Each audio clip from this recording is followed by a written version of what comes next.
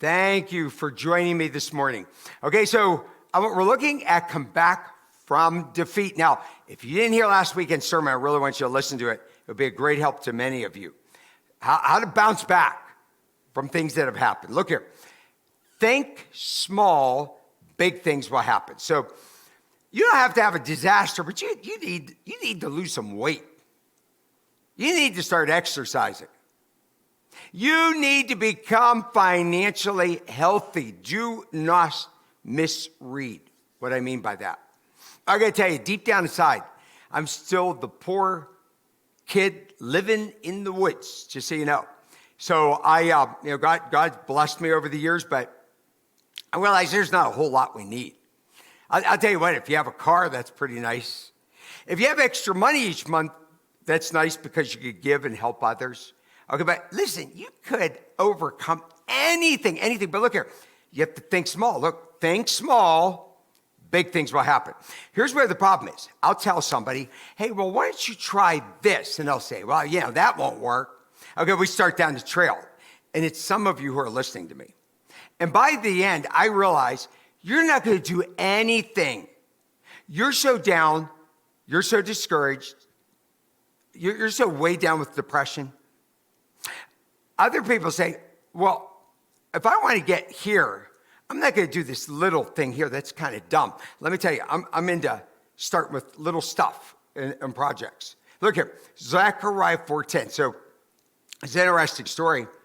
They go back, the Jews, to rebuild Babylon. From Babylon.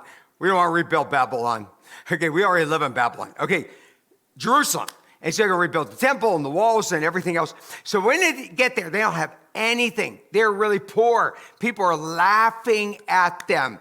That's like us in the new church. Biggest church project in the history of Pittsburgh. I know there's people that are laughing and mocking me on this. They could do all they want. I don't care. Doesn't upset me because you know how it's going to get built? It was this way right here. We start with something little. So he says here in Zechariah 4:10, that this is about Zerubbabel. He's the governor. God's using him to lay the foundation for the new temple. They don't have anything. They have 2 nickels to rub together. He says, for whoever has despised the day of small things shall rejoice, saying, don't laugh at what gives you that's just little you have to start with. Rejoice. And shall see the plumb line in the hand of Zerubbabel. Now, I see Zerubbabel, the governor, they're laying out the foundation of the temple. And as they are, the plumb line was to be sure everything was nice and straight. So at that moment, they don't even have supplies. They don't even have the stone. They don't have any money.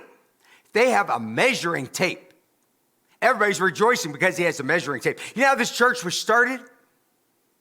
One day we all got together at one point of the church. I didn't have a pulpit. Somebody complained I didn't have a pulpit.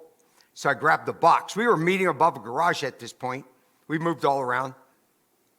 And so I got a box. I put the box up, and there was a white sheet. People are standing watching me, and they threw the sheet over the pulpit. I go, well, we didn't have a pulpit, but we have a pulpit now. Somebody said, but that's a box. I said, it's a pulpit. You see, God blesses that, and he will. Okay, he asked Moses, he goes, hey, what's in your hand? He asked that question all throughout the Old Testament. Moses said, I can't overcome Pharaoh. I can't lead these people. He goes, hey, Moses, what's in your hand? He goes, I just have a rod. Remember, he turned it, a staff, he turned it into a snake. Okay, so whatever little you have to start with, God can do something big. You cannot lose when it's your time to win. Look here, Matthew 25:21. When we get to heaven, God's going to say, well done, and good and faithful servant. You have been faithful over little. I will set you over much. Enter into the joy of your master. Listen, that's why you ought to tithe. That's why you ought to do some work for the Lord.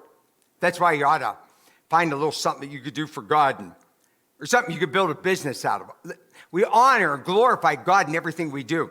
We want to let the world know that we have a great God, and God's got you.